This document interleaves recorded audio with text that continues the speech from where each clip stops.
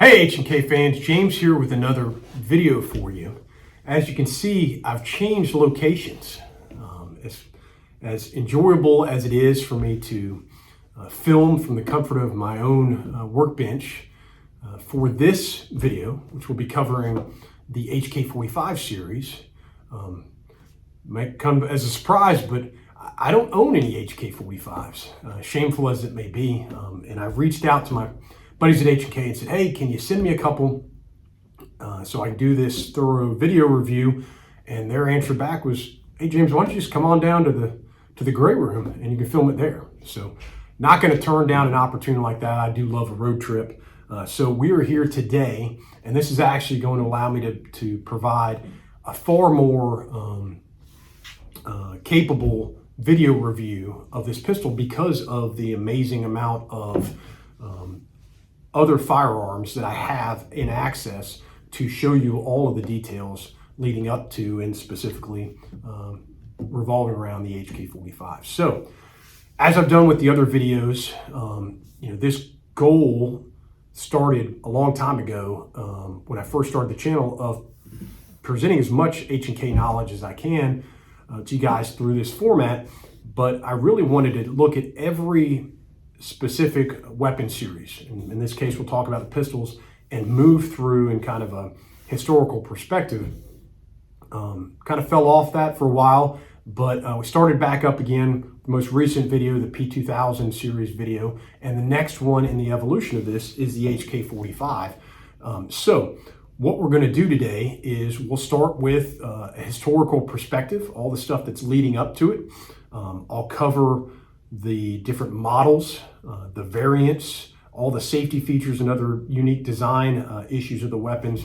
And then I'll wrap it up with my perspective, from an armor and operator standpoint. And I'm really excited about this. I think that even the guys who think they know everything about these platforms are going to learn something from this video. So I'm excited to have you guys along with me. So without further ado, let you guys find yourself somewhere comfortable to sit. As you can see, I'm way ahead of you here in the gray room. Grab yourself a tasty beverage, follow me around to the gray room conference table, and we'll dive right in. So, as always, in order to start talking about the specific weapon in question, in this case, it's the HK45, we really need to dive into a historical perspective of H&K as a company. Where were they at that period in time? What were they working on? What weapons led up to this and the decision to create an HK45 in itself? So let's rewind back to the early 1990s and H&K really going through a transformational period, what I consider the second generation of H&K. They had a reunification of Germany and the fall of the Berlin Wall, and now we've got contracts that we had expected for G11 that are falling through. So they had to realign themselves and restructure, and they did a great job reinvesting into new technologies, and that's where we see the rise of the use of revolutionary space-age polymer construction through the G36 and the UMP and MP7, and at that period of time, we also saw it with their new pistol. The USP series and the Mark 23s.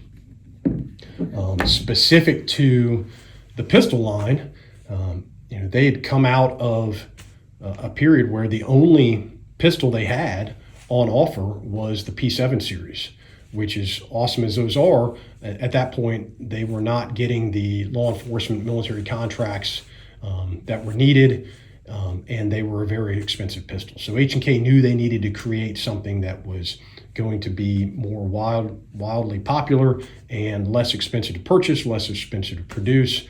And so that's where they went back to a polymer construction for the receiver.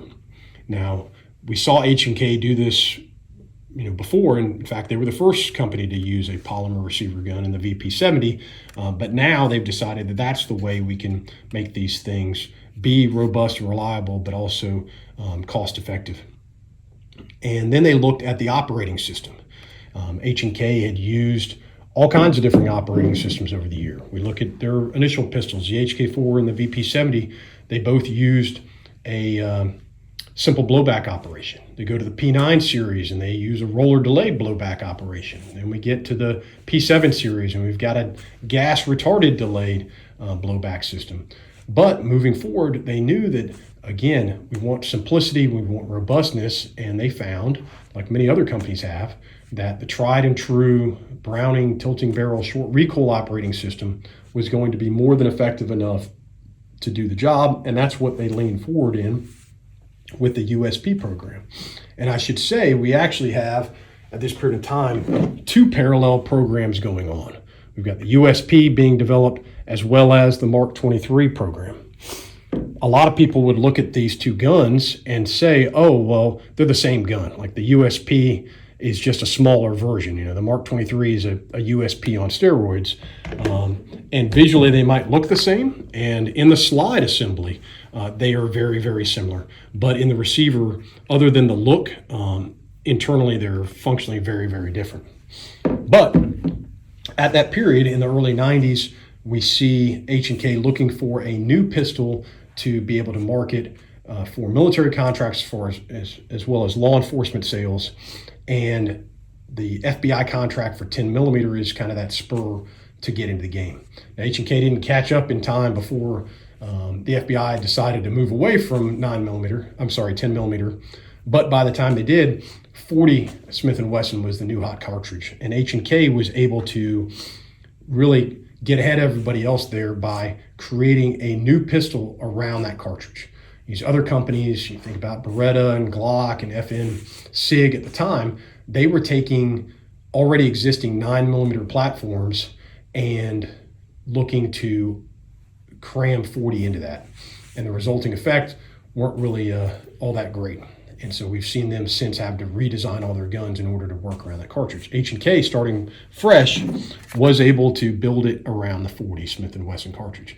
But because they knew that they were also going to have a high demand for a 9 millimeter one, they utilized the same dimensions. So the receiver on a 40, as you see here, this is serial number 30, the receiver actually uses the same magazine. So here's a 40 magazine, here's a 9 millimeter magazine, fits inside the receiver, same thing. It's in the slide assembly that they're different. Obviously, you're going to have a different barrel, you're going to have a different recoil spring, you're going to have a different extractor, but the dimensions of the slide are the same, and what they were able to do is remove more material. So if we look here on the right, this is your 40 slide. You can see there's a small lightning cut here in the front, but then you'll notice on either side of the firing pin tunnel, here and here, there's a whole bunch of material, lots of mass in there to deal with the higher pressures. If we look at the 9 millimeter one, we'll see there's an additional lightning cut in this section here, and then we see a large cavity of removed mass here on the side of the firing pin tunnel. This allows you to use, again, the same receiver, same dimensions, but 2 different slide assemblies to work on that. Obviously, that's a huge benefit to H&K as they're developing things and moving forward. So that's your 9 and 40. But we would also look at the larger version, which would become the Mark 23. And again, lots of stories out there. I'll do a video at some point on the Mark 23 specifically. But if you haven't checked out the 1911 Syndicate video we did last year on their channel, it was a really great overview.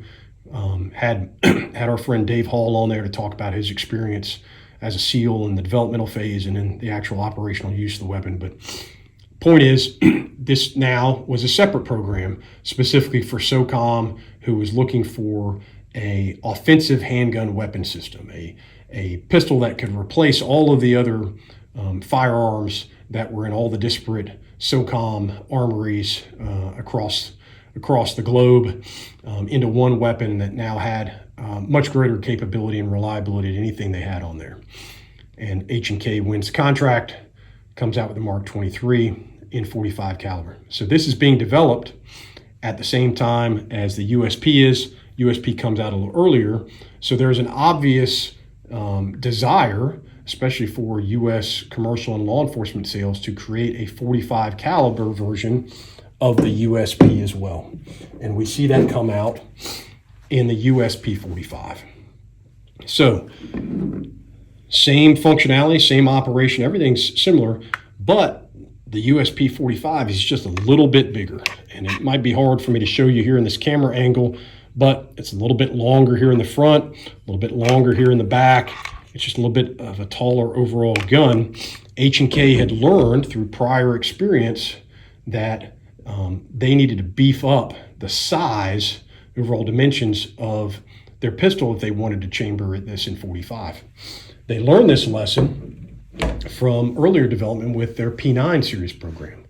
P9 was built around 9mm cartridge, and once H&K got into the U.S. market in the 1970s, there was an obvious desire to, hey, why don't we build this same pistol but do it in 45 for all those Americans who like that cartridge.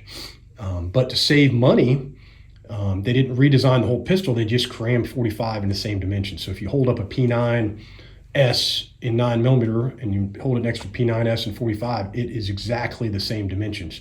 They made some internal changes, but it's much larger than the other gun. And what they found out through years and years of use is that the 45s will have more wear and more prone to parts breakage because they designed the pistol around 9mm, trying to cram 45 in there. So when they went to the USP, they learned their lesson. They built this one just a little bit bigger in order to fit those larger dimensions. So we have these two pistols that come out in the mid-1990s, and that's what carries us through from a commercial and a military standpoint. Now, speaking of the Mark 23 specifically, when this pistol was awarded the contract and began being fielded, almost immediately you had operators within SOCOM who said, this is a great pistol. Thanks H&K for doing all the things that nobody else could, and it met all of these stringent requirements. But there's no denying that this is a big pistol. And there were some people who said that's great, but there are some missions that we're going to be doing within SOCOM that I need something that's just a little bit smaller. And they went back to H&K with feedback and said, can you create a smaller version of this pistol? And there's been some documents I've uncovered, actually included in our Vickers Guide book. I found a great memo from H&K Defense here in the U.S. going back to Germany, where they had proposed using kind of Photoshop a compact version of the Mark 23, where they shortened the front end and the grip. But that was presented back to H&K, and they decided that without another contract to put the funding towards it, that would be too expensive a program. And instead, what they wanted to do to satisfy that need was to utilize the HK45 as well as the HK45 compact model that had also been created, and use those as stepping stones to be the substitute for a Mark 23 compact. And what did we see with that? Well, we saw these pistols become the USP Tactical and the USP Compact Tactical. A very simple thing for H&K to do. All they really had to do is take a standard USP 45 and now increase the length of the barrel and thread it, and add on some taller suppressor height sights to see over the suppressor. Do the same thing here on the compact, and now we had a similar capability to the Mark 23 for those special operators, but in a much more compact level. And this is what kind of carries H&K through the end of the 1990s. Though neither one of these pistols, the tactical or the compact tactical, gained any significant contracts here in the U.S., we did see for German special operations, they adopted the USP 45 tactical as the P12. Not a pistol we see here in the States, but definitely in their armories there. And though they didn't get the contracts here in the U.S., we do have many organizations within special operations who in limited quantities would have those on board. Some of them were purchases that were made, through their units, and some of them were individual private purchases and allowed to be used operationally. Again, I referenced the Mark 23 video we did with 1911 Syndicate, and Dave speaking to and showing photographic evidence of his other team members who had, on private purchase, gone out and gotten these type pistols to have a similar type capability as their Mark 23s, but in a more compact fashion. This one here in the gray room is an actual great example of this. If you look here on the side of the slide, it's actually emblazoned here with the Navy SEAL Trident. This was one that was being presented for field testing with the SEALs at that time to be a compact version of the Mark 23. So that carries us to the end of the 1990s. Okay, so at the beginning of the new century, in early 2001, we introduced my friend Larry Vickers. And some of you guys may have heard this story before. He's done some interviews over the years. But at that time, he was still on active duty with Delta and had been assigned within their weapons development program. And I had a great opportunity to sit down with Larry a few days ago and kind of go through this and ask a lot of questions to kind of fill in the blanks, because the story here leading up to HK45 sometimes gets lost. And instead what you hear is just this Army development program that comes later on. But the impetus is actually really kind of born out of what we just discussed with the Mark 23 and a sourcing of a compact model, as well as what Larry's going to bring to the table. And within this weapons development program, he had been assigned to go out and find a solution for the challenge they were having with 1911s. This time period, coming up through the 80s and 90s and into the early 2000s, Delta specifically, but other, soft elements, like specifically for my example within the Marine Corps, our reconnaissance community, they had been using highly customized 1911s as their primary sidearms. And this comes with quite a challenge, as you might expect. The arms room there at Delta, the precision weapons group for the Marine Corps, you've got very skilled armorers that have to hand build these weapons to be able to create match grade accuracy, and they've all got tuning and parts that are specific to that weapon. They got to build that out, and in the case of Delta, each operator's issued 2 of those pistols, and now they're going to use them. They're going to do workups, they're going to do deployments and such. And when they come back, they've got to be rebuilt again. This is a very demanding process for these operators, and not only are they looking for a solution to solve that problem, but they're also looking to kind of bring the 1911 into the next decade and give it features that it hadn't had before. So that was what he was after. We've seen upgrades to 1911s that are all available on the, in the gun stores today. Those weren't really out there, at the turn of the century. So what Larry had done was he went and approached H&K Defense. He had great experience with all the other H&K weapons that Delta was using, and said, if anybody can do it, H&K did. Sat down with my friend Jim Schatz, and they talked about the feasibility of H&K building a better off-the-shelf 1911.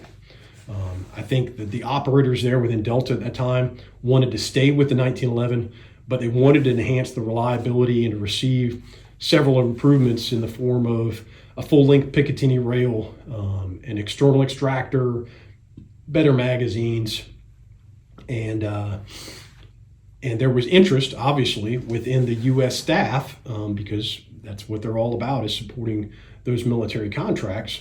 So this request was pushed up to H&K Germany, and a decision was made to actually coordinate a trip to go over there and talk about this type of program. So Jim and Larry actually brought his good friend Ken Hackathorn together on the trip, and they all went over to Germany and met with Ernest Malk and some of the guys from the design team to talk about this program. And I'll insert this picture here. This is one that you kind of look closely of, but was I was told was presented at that meeting of an additional drawing of what was proposed as the HK1911. You can see the H&K logo on the grip and the model designation, and then in the bottom left-hand corner, you can see that it was it has the Delta insignia as well. This was presented there, and basically in good faith of starting, this program together. And at that point, they discussed the problems they were having with the 1911, the solutions they were looking for, and even some parts were presented. But in that time frame, it that specifically fizzled out for several reasons. One, not shortly after, these initial meetings, we had September 11th, and the focus at that point was in a different direction than kind of stepping backwards with the 1911. And I think, even though I can't confirm this from H&K historians, I believe that they looked at the overall program and said, you know what, this 1911 is almost 100 years old design. We're more, the ability to make this thing as reliable as you want is going to be very challenging. We've already proven that as we went into the Mark 23 program, and Koch tried to approach it using a modification of their original 1911 designs, and weren't able to make it happen. And they felt that they had a better solution in the USP45, specifically the tactical and compact tactical. So this impetus for a HK 1911 to support Delta kind of gets pushed off the shelf, at least temporarily. And then what we see shortly thereafter is Larry's retirement from Army service. And he actually gets brought in January of 2004 to work with H&K. And he's assigned within HK Defense as a special weapons project manager.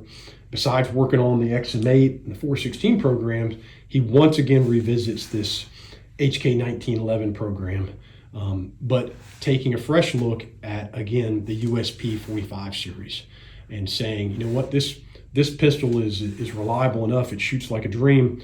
Let's look at that, and let's look at some other things that H&K done. So if we take a look for specifics at the P2000 series, we can see that H&K had taken what at the time was the USP Compact. They used that as the basis, and they just contoured off these edges. They took the kind of blocky slide, and they rounded off the rough edges, smoothed it out quite a bit. They removed the proprietary accessory rail and inserted one Milstead 1913 point there at the front. They gave it ambidextrous controls that the USP Compact didn't, are now present on there. They gave it a more modular grip to fit with different size hands. Now it has adjustable back straps. This kind of update or evolving of the USP Compact into the P2000 served as a stepping point for what could be this next weapon. If they could do something similar to that with the USP Tactical, well, now we might have ourselves a game changer. So what Larry did was sit down with the project manager there at H&K and with his secretary, and they actually did some drawings and some photoshopping and came up with kind of a morphing of the P2000 and the USP Expert slide, which is a similar design, but a little bit longer, and then and merged all those together and sent those over to Germany. And in record time, Germany responded with these initial prototypes. Unfortunately, I don't have those here in the gray room to showcase you, but they look very much like what we would come to see the HK45 Compact, but with the P2000 style grip on there.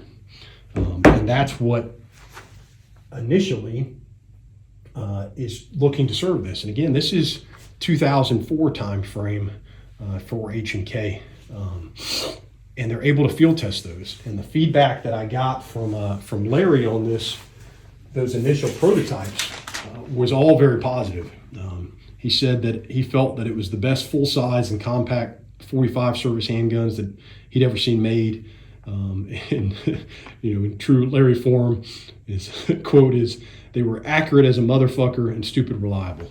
So that in itself says that, in a point where they weren't able to, get that out of their 1911s. So H&K continues to work on that design. And luckily for H&K, who's always looking for new contracts, just happens to be the following year in 2005, we see the U.S. Army release a contract for a new pistol. It was called the Joint Combat Pistol Program, spearheaded by U.S. SOCOM, and they were looking to combine stalled programs of the former Special Operations Combat Pistol Program and the Army's Future Handgun System Program into a new pistol.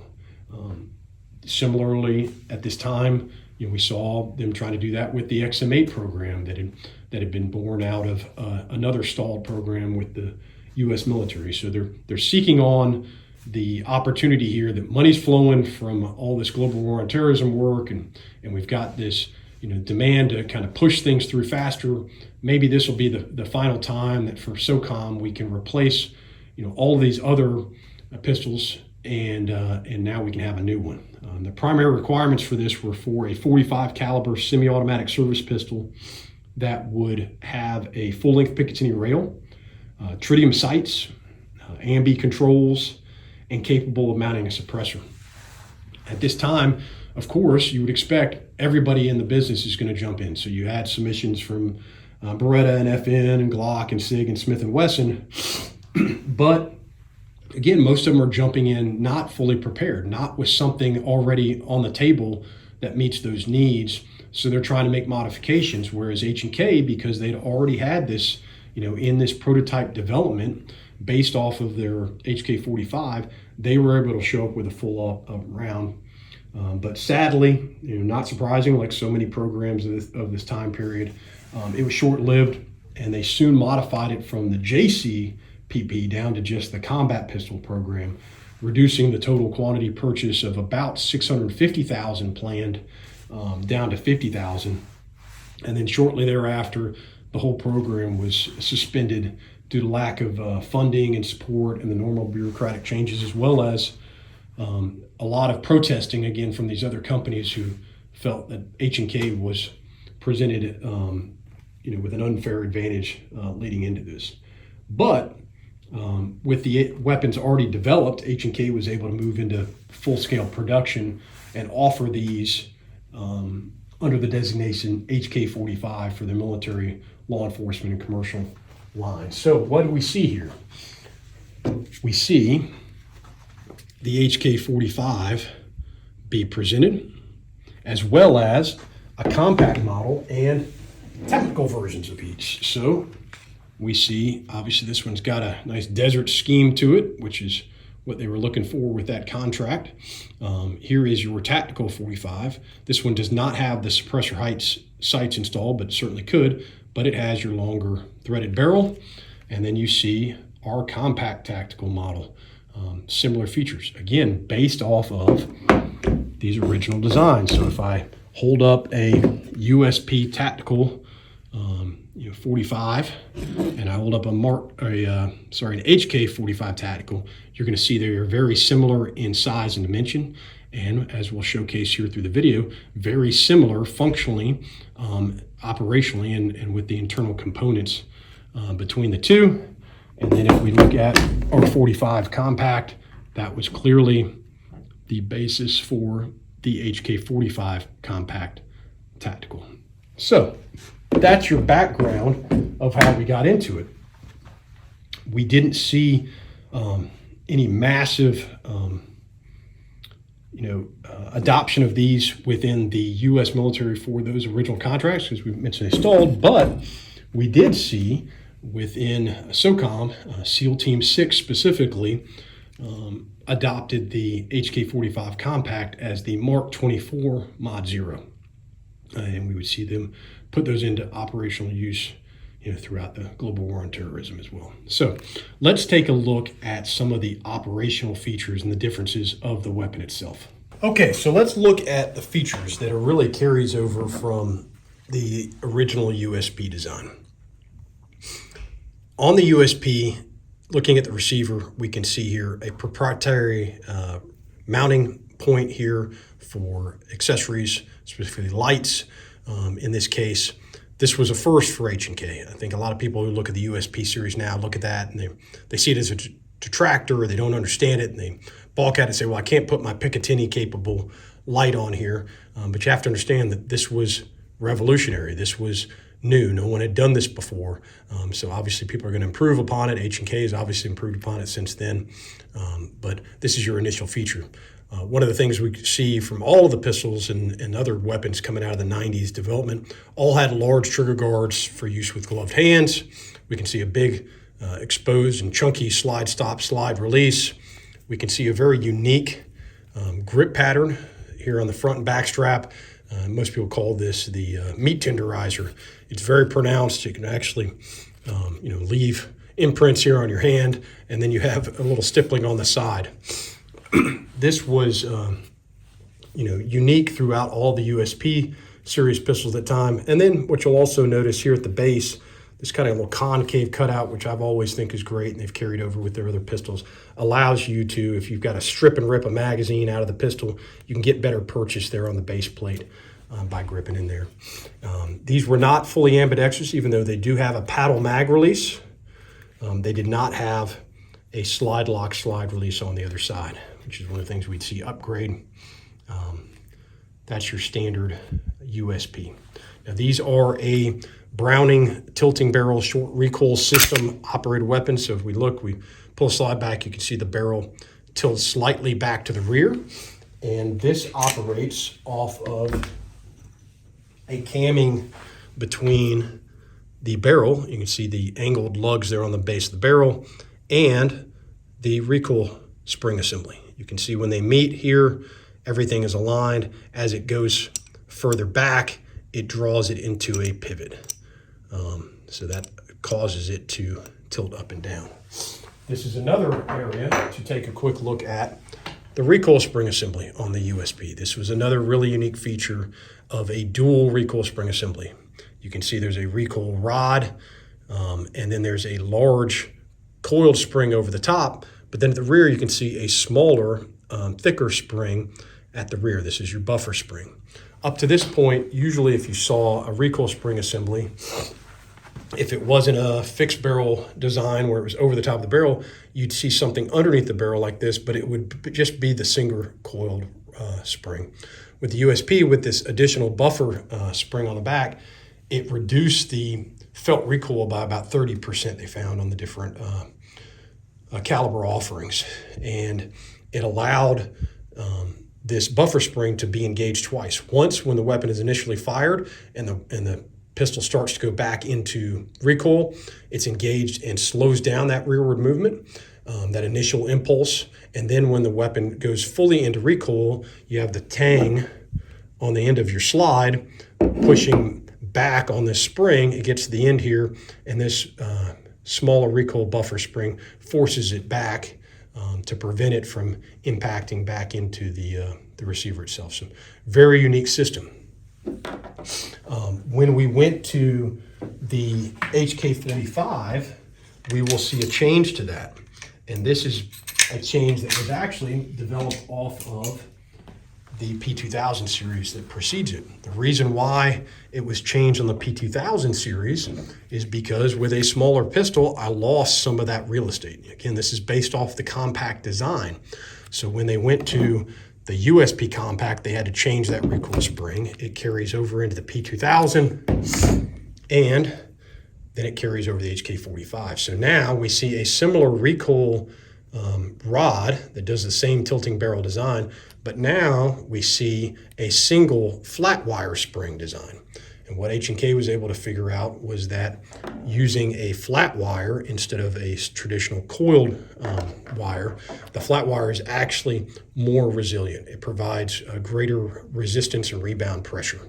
And then instead of a secondary buffer spring, they create this polymer buffer here that serves a similar purpose, preventing the tang of the slide from impacting against the back of the rod or the receiver as well. So again, a carryover from the USP Compact and the P2000 series.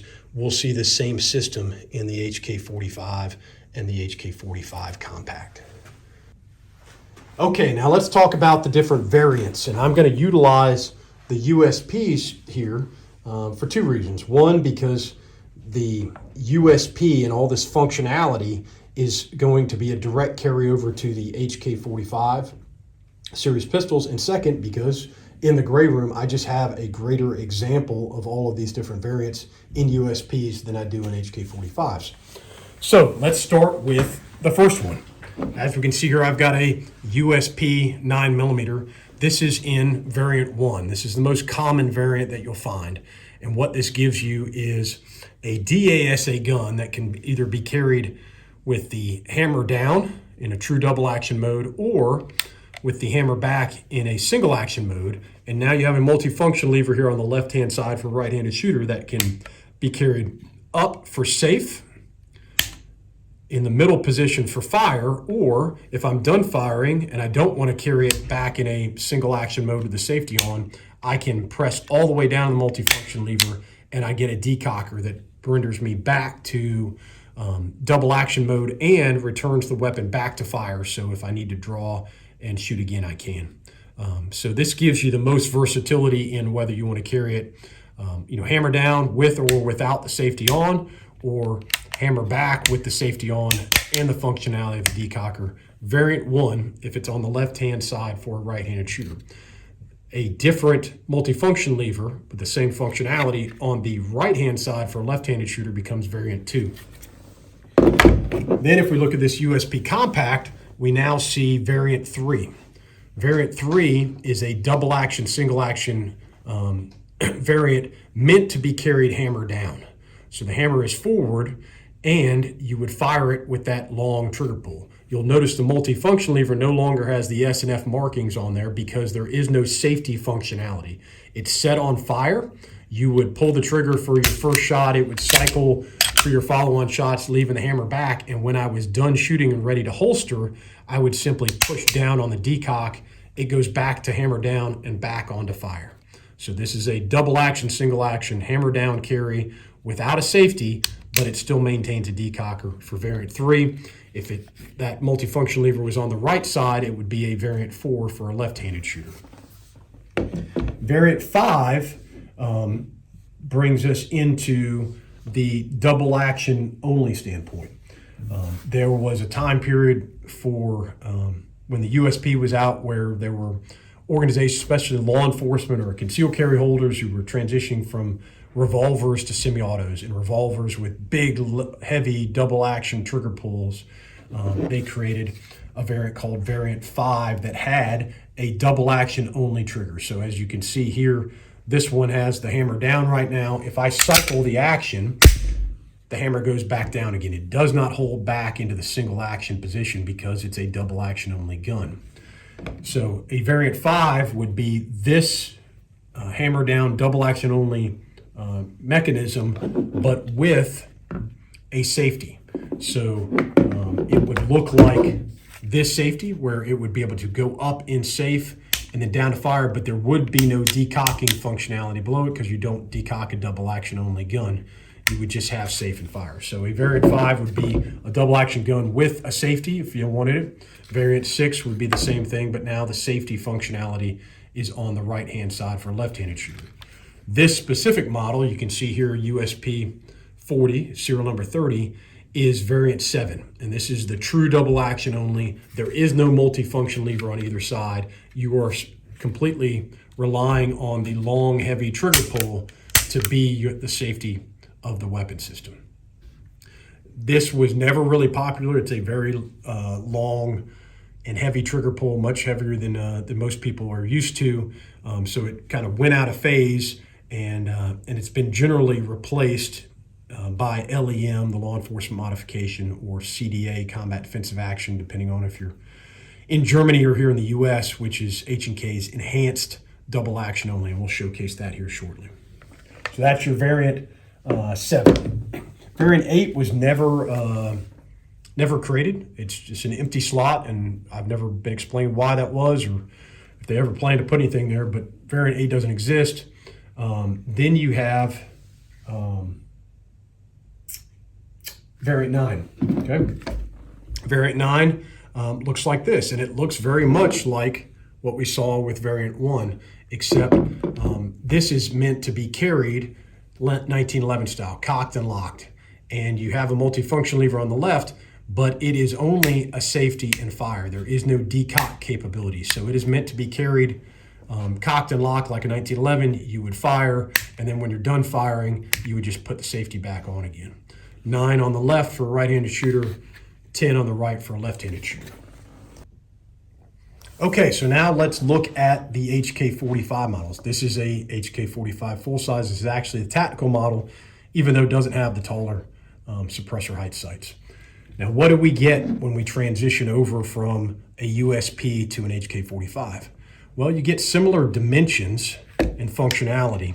What they've done is kept the overall length, but they've then just contoured off those blocky, rough edges on the USP slide to create one that's just a little bit more smooth. You can see they put front cocking serrations here for those people who like to cock or do a press check there at the front of the slide. You can see similar deep groove serrations there at the rear of the slide. You can see a lower profile slide lock, slide release, and the fact that now, like it had been on the P2000 series, we have an ambidextrous slide lock, slide release on the right side. We can see that on the USP series, you had a very small paddle mag release for either side, ambidextrous use. When they went to the HK45, they elongated this now, so it's much longer out the front and extends out either side, and they've cut the trigger guard in order to allow that. So it's much easier to manipulate this either with your thumb, with your trigger finger, with your middle finger to release your magazine there. The sights here at the top of the barrel, or top of the slide, have been redone. They now have a different rear dovetail and rear and front dovetail, and they, as a cost savings measure, and we'll see this carry over with the P30 and the VP9 series, those follow-on pistols all share the same sights for it. Most notable here at the front of the receiver, we now have a full-length Picatinny rail for attaching your accessories on there. We still have a large trigger guard for use with gloved hands. And then I think the most noticeable difference here is to the grip, okay? On the full-size pistols, originally the prototypes had the same texture as what we had seen previously on the P2000 series pistols. Gone was the very prominent front and back strap area, the meat grinder type texture. Now we went with more of a stippling here at the front and the rear, and then we got these vertical lines which give you some grip but are still very smooth. That went away when they went to the production series HK45s, and instead we have what is generally considered the Spider-Man grip design because of this era. Why was that done? Well, it's because at the same time that this development was being finalized, H&K was also working on the P30 series pistols. And it had already been determined that this design, this Spider-Man design, was what they wanted to go with for the future of that handgun. So they matched it to the HK45. Interestingly enough, though, with the compact model, they did not. The compact model shares the same front and rear texture and side panel texture as we saw on the P2000. The thought process behind that was this is a compact pistol, more likely to be carried concealed, and this smooth texture against your body would be more appealing, especially if it's under a garment against the bare skin, than this rougher texture. The other noticeable thing here that you'll see on the HK45 series is it has this removable backstrap. This is a carryover from the P2000 system, and it allows you to have small, medium, and large backstraps to be adjusted in for different grip sizes. And then lastly, what you'll notice here are the magazines. Okay, in the HK45, we go to a 10-round steel magazine. When we had the USP45, you had a metal magazine, but it was 12 rounds in capacity. When they went to, one of the complaints about the USP was that the grip was so large, there were some people that had a hard time reaching the trigger.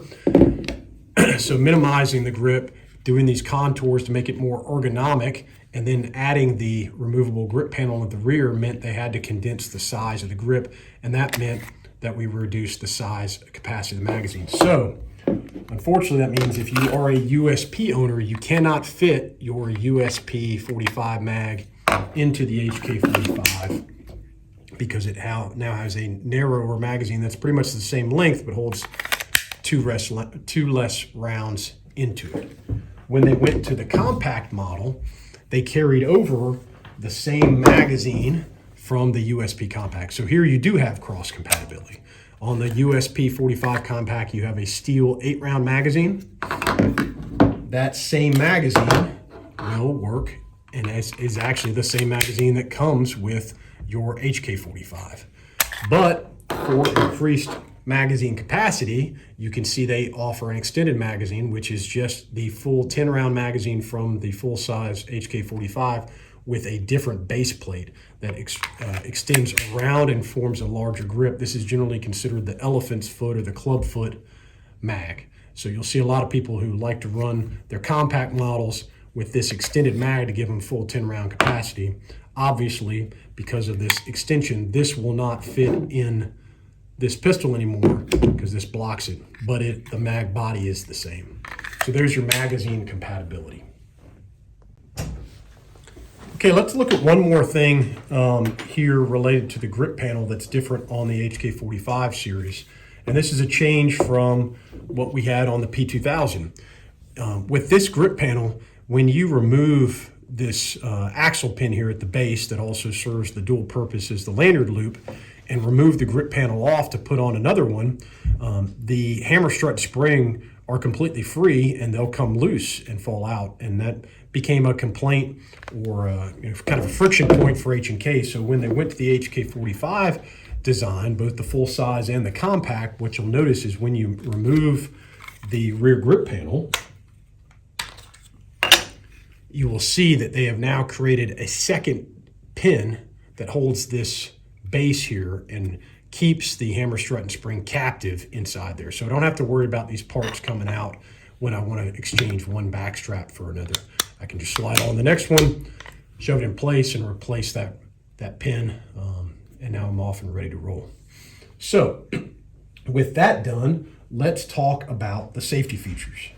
Okay, so to start with safety features, I'll talk about the one that I forgot to mention last time in the P2000 video, and that's your lockout device. Let's see if I can get the angle right here with the camera, but if you look inside the magazine well here, right at the rear, you'll notice this little black point here, rotating, circular system. If you then look in the box that your pistol came in, you pull back the foam, you'll probably find a little key-like fixture. That is a lockout device. So you take the key, you put it in here, you turn it, rotate it, and what that does is it blocks the compression of the hammer strut and spring. So if I can't compress the hammer strut and spring, I cannot fire the weapon. So that's a safety feature that actually pioneered with the USP series, back in the early 90s. That's when all these gun companies started getting sued, and there was more liability related issues with making sure the gun was safe. So that's when we start seeing, gun locks come with all our purchases, and this was another way to render it safe. So if you wanted to, store your weapon long term, didn't want somebody to be able to have access to it, you could lock that up, put your key away in another place, and it wouldn't be able to fire the weapon. So that's our first safety feature.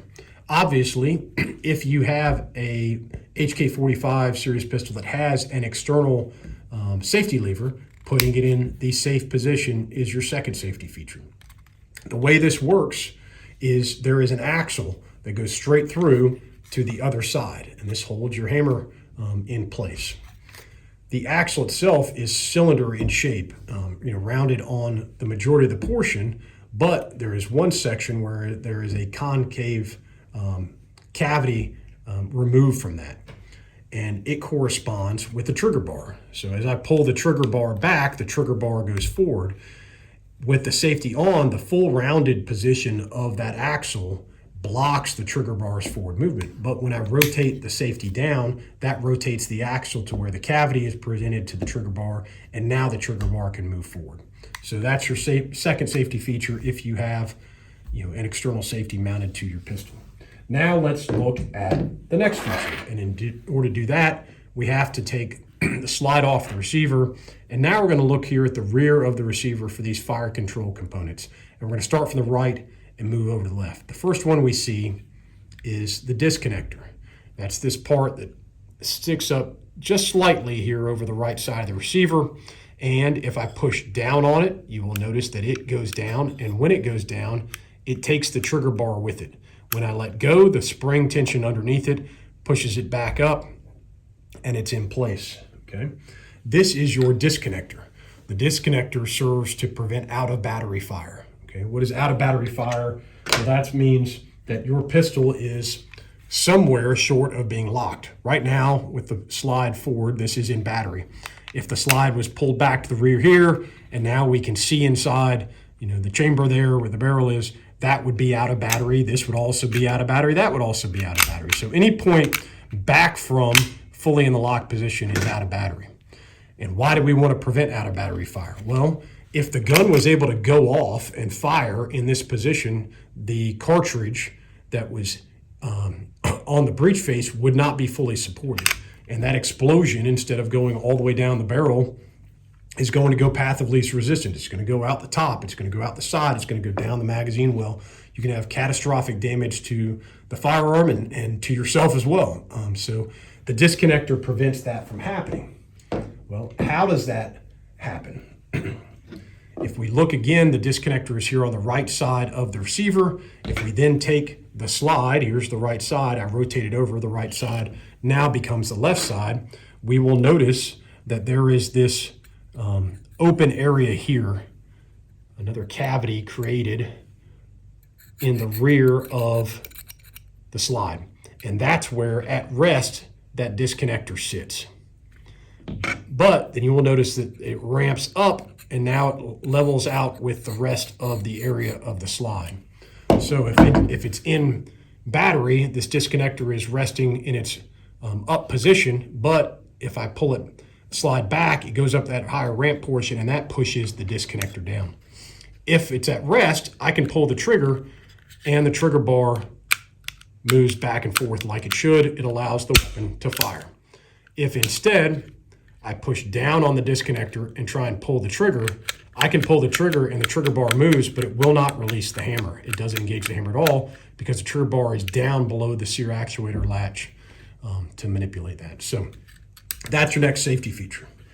Now let's move up into the slide and take a look there. If we look at the slide, we will, or I guess we don't even need to see it because we can't see it. The next safety feature is the firing pin spring. If I push on the firing pin, it bounces back out under rebound pressure. Obviously, we need that to present the firing pin back for the hammer to strike it each time.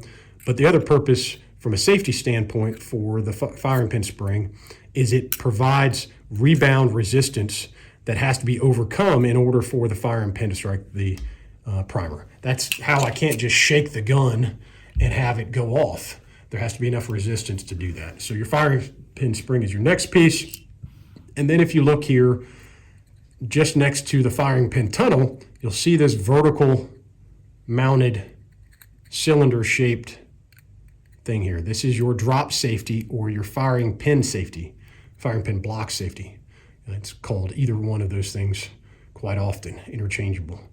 If you notice, it's under spring tension too. So right now it's at rest. If I push on it in the upward position, this is up, I've obviously flipped it over down. So if I push up on that, I can compress it down. And if I release it, it comes back up again. the firing pin drop safety or firing pin block works in combination with the firing pin. So just like I talked about, the selector lever has an axle that's rounded on the majority of it, and then it's got a cavity on the other side. Same thing with the firing pin. It is cylinder and shaped, but on one little section facing where this drop safety is, it has a concave rectangular cutout. And then this drop safety as well, it has a section where it is rounded, and then it has a concave section. When the two of those meet, it allows the firing pin to go back and forth unopposed. But at its at-rest position, it's blocked and it's preventing that forward. So if I went to press on the firing pin now, I can push it in, but it won't go out the breech face hole there. Hopefully you can see that, okay? But if I then press down on the firing pin drop safety and press on the rear of the firing pin, hopefully you can see the firing pin sticking out through the breech face now. So what that tells me is I have to disengage the firing pin drop safety in order for the firing pin to strike the primer. Well, okay, got it, James. That's another safety feature. Well, how does that work? Well, we go back to the receiver. And if we look at the receiver, we notice that, again, we have the disconnector here. The next thing over to the left is this piece here that comes out and has this dog leg forward. This is called the control lever, okay? The control lever is what disengages the firing pin block or drop safety we just showcased. You will notice if I pull the trigger and I pull the trigger back to the rear, you'll notice that draws the trigger bar forward. Drawing the trigger bar forward draws the control lever to pivot up. Here I'll use this cutaway version. We'll try and showcase this here as well so you can hopefully see this with the lighting. Okay. This is your trigger bar. Right back here is your firing pin drop safety, and then right below it is your control lever. Watch as I pull the trigger bar forward. You'll see that the control lever pushes up against that firing pin drop safety. Now when I pull the trigger, watch how much further it goes up. Okay. Again, what this tells me is I have to pull the trigger in order to actuate the trigger bar, in order to actuate the control lever, in order to disengage the firing pin block safety. Okay, now let's look at the next safety feature, which again, moving from right to left, disconnector, control lever. Now we have this piece right here, and this is called the catch, okay? And we have an arm that sticks out the back of it. Now, I want you to pay attention to the hammer. You can see the hammer is flat, but then here on the left side, right there on the bottom, there's this concave cutout cavity there, okay? A lot of people always have concerns and they say, hey, James, when I hit the decocker on my pistol and I send it, the hammer is going forward, it's hitting the firing pin, why isn't it going off? Well, the hammer's not hitting the firing pin, it's hitting the catch. You can see it here, and I'll give you a better representation here on this cutaway. Through this circular section here, you can see where the hammer is, right here. And we can also, let me get the light right.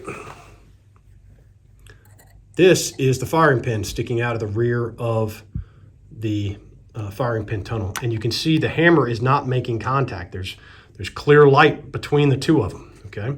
So if I pull the hammer back to the rear and I now hit the decocker, the hammer fell, but look how much gap. It's nowhere near hitting the firing pin. But if I instead put the weapon on fire and I pull the trigger, the hammer can move all the way forward and hit the firing pin. Well, that's because without the trigger being pulled, when the hammer falls forward, this arm on the catch hits the flat portion of the hammer and prevents it from going far enough forward to hit the firing pin. But if I pull the trigger and release it, the catch pivots down just as the control lever pivots up. The catch pivots in the opposite direction down, falls in the cavity area at the bottom of the hammer, allows the hammer to go fully forward. So that's your next safety feature for the weapon system. And then we've got simple things like rubber coating on the back of the hammer, rubber coating on your base plate that dissipate energy force if the weapon was dropped, And then for the extractor here, once I have a round in the chamber, this will serve as a loaded indicator. It will pivot out and I'll be able to feel and then see a little piece of red paint there. We'll see that feature as well. So those are your safety features on the USP series and the HK45 series. They all carry over. One more thing to point out to you here on the HK45, we talked about the different variants. It said 1 and 2, 3 and 4 and whatnot. It's not just external components like the multifunction lever changing or going from a DASA hammer to a single action, double action hammer. You'll see this thing right here. This is your detent plate. It actually says 1 plus 2. This is a detent plate for variant 1 and 2. If you change the weapon to a variant 3 or 4, you put in a plate that says 3 plus 4. If you went from 5 to 6, you'd say 5 plus 6 and so on. So this is one of the components that you will change when you change your variants out. Okay, so those are our safety features. Let's look at another unique feature that is in all of your HK45 pistols. So whether it is a tactical variant like this with the longer threaded barrel, or it is a standard variant like this one, you will notice standard barrel, tactical barrel, there is an O-ring. Here, this rubber gasket around the barrel is green. In this one, it is black. There's an O-ring. This is a feature that was pioneered in the Mark 23. And it was part of the requirement from the Mark 23 to be able to achieve match grade accuracy. We've heard that term before, match grade. Well, generally what that means is not stock, not production, not off the shelf type capability. That means you'd have to have, a gun like a 1911 where you take the original barrel out and now you buy a new barrel that's, much better than the original one that comes in the gun. And there's a whole lot of hand fitting that has to be done with that specific weapon in order for it to all fit together in really tight tolerances. That's how they were able to deliver this accuracy potential. Well, part of the Mark 23 program, the requirements said they wanted off-the-shelf capability. They didn't want to have match grade fitting requirements anymore. They wanted to be able to have a gun that I could, if I needed to replace the extractor on or the barrel on, I could literally reach into a parts bin, drop that part in the gun, and it's off and running and performing like it did before. You couldn't do that with the custom 1911s, but you could there. And that's how they did it with the Mark 23. So if I pull the slide back to the rear, you'll notice here's your O-ring on the barrel. If I let the slide go again, where that position of the O-ring is as the barrel goes forward, you will notice is right at the opening in the tang of the front of the slide. And the way this works is kind of like a barrel bushing on a high-end 1911. In a standard tilting barrel design pistol without an O-ring, every time you fire the weapon, because the barrel is moving, the barrel is going to be in a slightly different position within the slide than it was before. Maybe a little bit to the left, maybe a little bit to the right, up or down, whatever. But you're going to have an inconsistency. You're not going to have the same repeatability in your accuracy.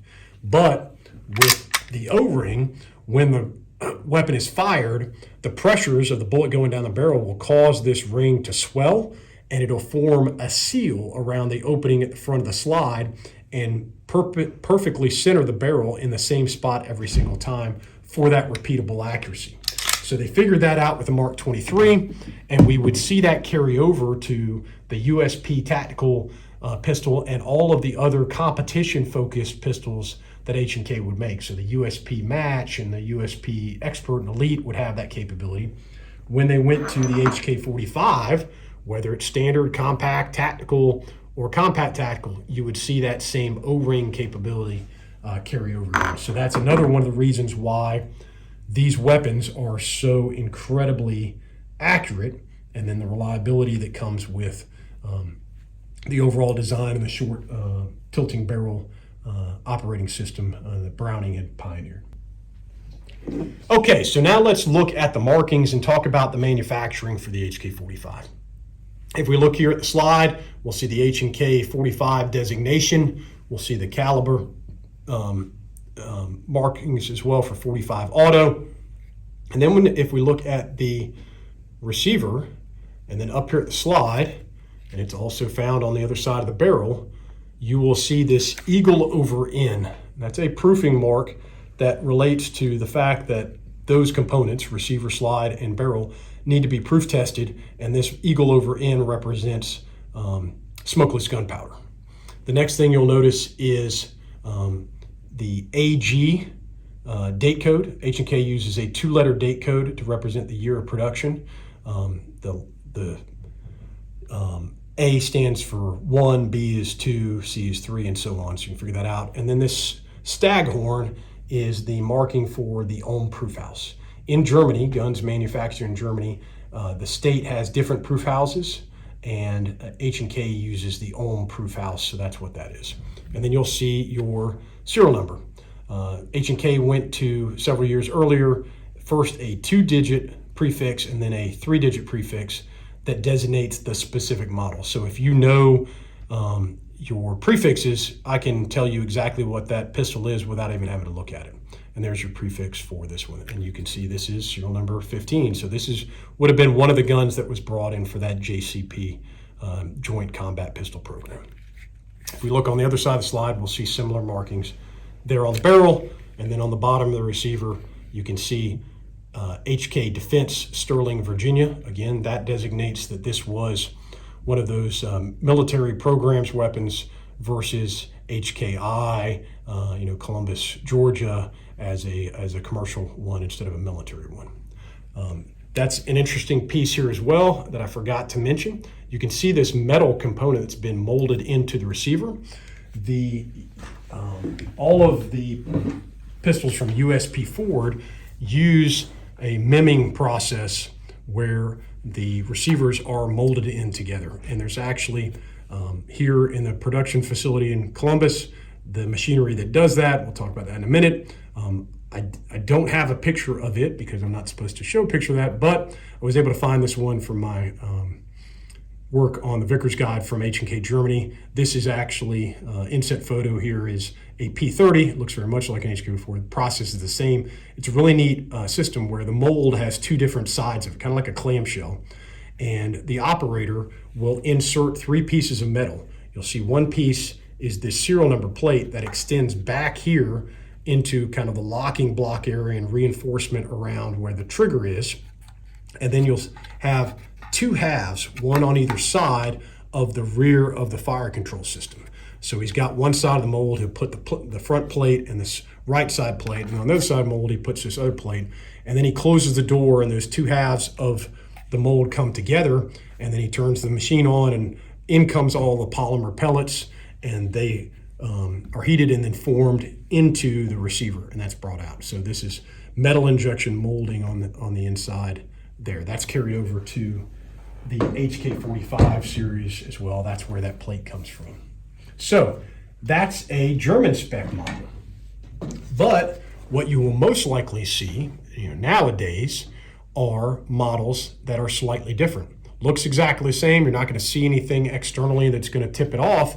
But if we now look down here, we may see different markings. So instead of the eagle over N, you can see this looks like a bell tower. There's a little bell tower there. That relates to a different location for the production of that. And then you can look here and the model designation, instead of starting out with those 3 digits, now we have 3 letters, HKU. Okay, what this tells me is this is a US made HK45. One of the things that happened at this time period for H&K when the HK45 series was coming out was they had made a decision to come to Columbus. They set up a facility here that was meant to be the new headquarters and a production facility that was going to build the XM8 for the U.S. military contract, and then other weapons, which conceivably could have been the HK45 for the JCCP. When the XM8 program was not realized, H&K put a halt on finishing their production facility. But they still wanted to produce some weapons in the U.S. And when the HK45 was produced, as you might expect, there's not a lot of demand for a 45 caliber cartridge weapon in Germany or the European market. So they saw this strictly as a U.S. law enforcement and commercial type weapon. They wanted to build it here. So they had a relationship with Wilcox up in New Hampshire. And though, to the layman, this would seem kind of unusual from a logistical standpoint, didn't make a lot of sense. All of the parts, the individual things, the disconnector and the trigger and all those things, the barrels, all those were made in Germany. They would be shipped here to Columbus, Georgia, then as their main hub warehouse. Then those parts would get sent up to New Hampshire, and that's where the receiver mold was poured and made. Once the receiver was made, all of those components from Germany would then be assembled on to the pistol, and that's why it has these different markings, because it would be manufactured here in the U.S. and proof tested here, so you would see those markings. More recently, H&K has built the production facility here in Columbus. They've expanded their footprint, and now they have the capability to build these weapons here. So you will see new markings on the pistols now to represent Columbus, Georgia, on the manufacturing of those weapons. But again, to make clarity, if you have an HK45 or 45 compact or the tactical models or whatnot, and you don't see these German proof marks or serial number reference, you see the US ones, you're not getting a substandard weapon at all. The only difference is that the receivers are poured here, literally in the same exact machine and on the same molds as they are in Germany, and then all those parts from Germany are assembled in here. So hopefully that'll answer some of those questions for guys as well. Because I said I would mention it, and I need to cover it, let's talk about LEM, law enforcement modification. This came out of the P2000 series, or really, it was a modification they did to the USP series leading into the P2000. It was to create a better version of double action only. They wanted something that could approach a striker fire type trigger. There's a reason why we all like striker fired pistols like VP9s or, dare I say it, a Glock, where you have a consistent lightened trigger pull for every single shot. When you had a double action trigger pull, okay, you've got a consistent trigger pull. It's heavy for, it's consistent, but it's really long and heavy. They didn't want that. So how do we do that? Well, you've got to play a little trickery with the internal components. Okay? Let's explain the difference between double action and single action. So if I have a double action, single action pistol, the double action portion is the fact that I have to pull the trigger far enough back that I cock the hammer by compressing the hammer strut and spring. So you can see here with the rear grip panel, this is the hammer strut inside of the hammer spring.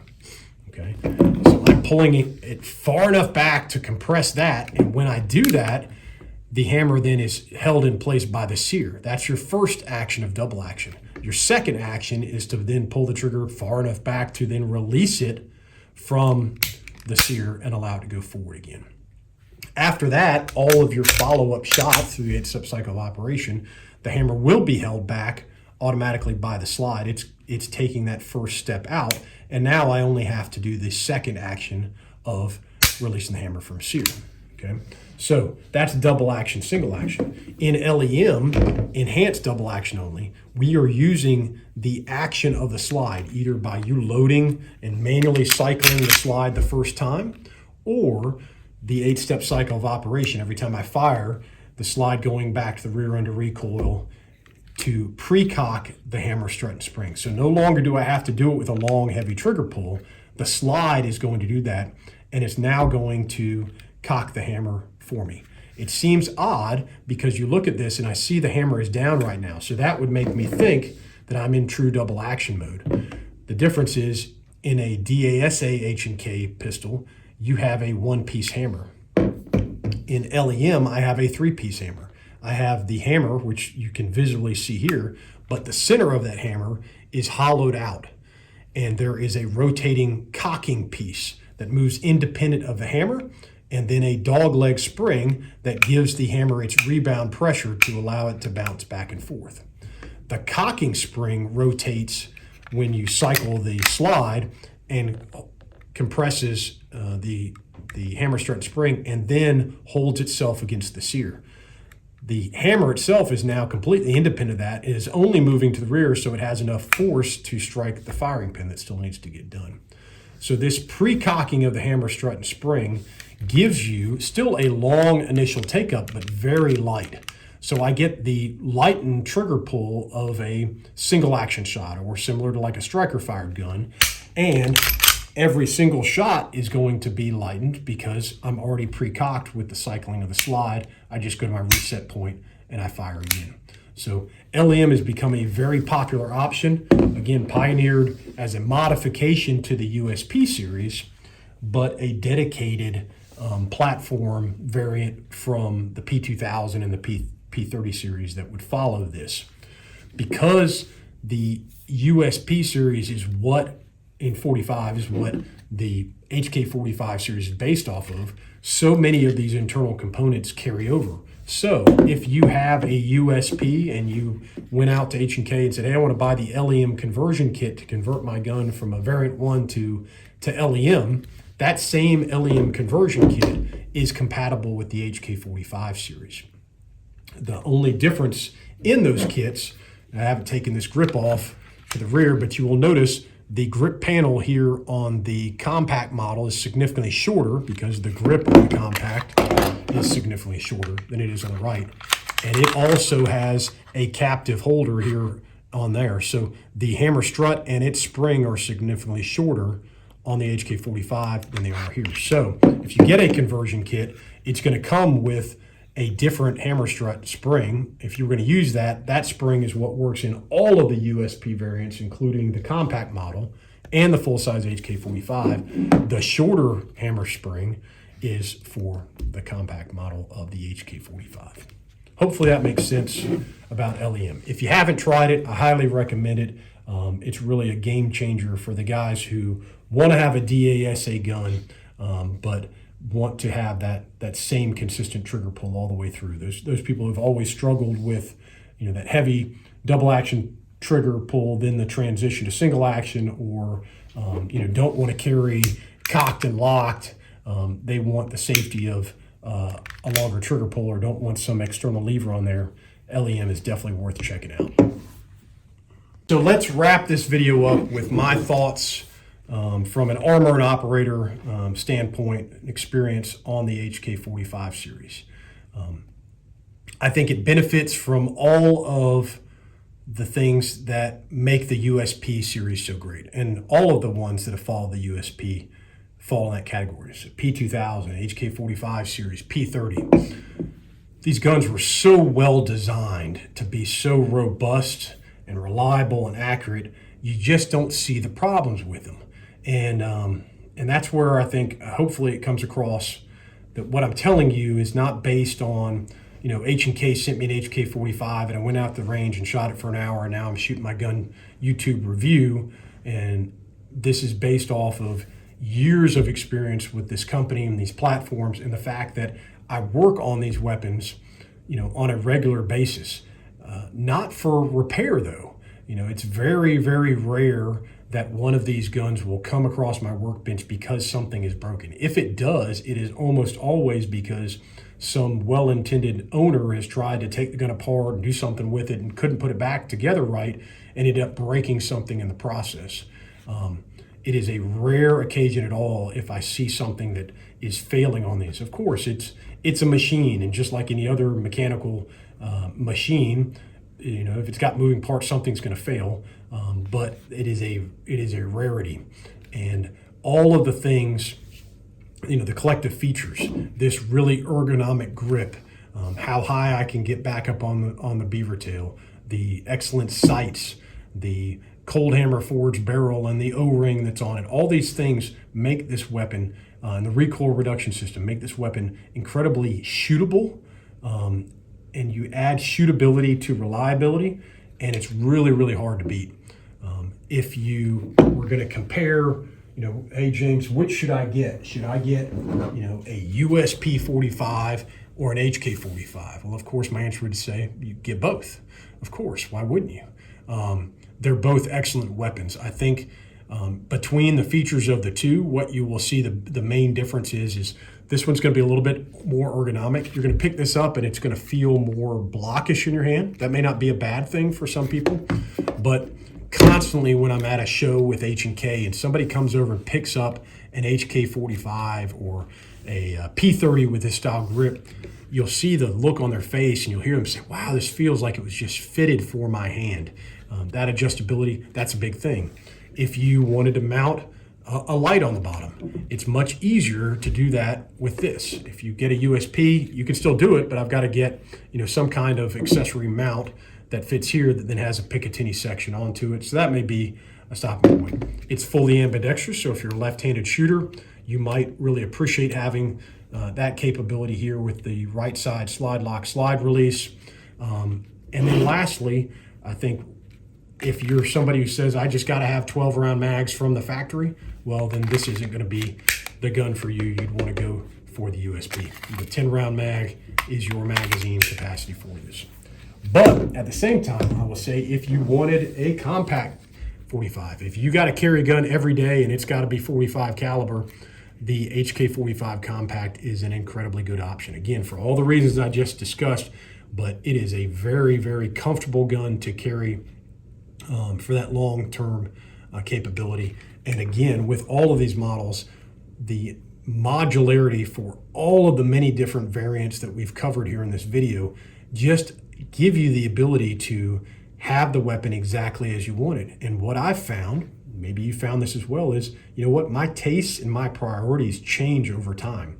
So where I may have wanted a gun that was just DASA hammer down at one point in my life, maybe a few years later I decide, I'm not putting as much time and effort to go to the range and dry fire and work on that heavy first shot double action pull. I'd like to carry this gun cocked and locked. I don't have to go buy another gun. I can just convert this one around. Or if I decide, I'm really hot on this LEM, I can convert that. And then I can always convert it back again. So I'm a huge fan of the shootability, the reliability, and the modularity that come with these weapons. And I think the guys who have the experience with it will agree with me as well.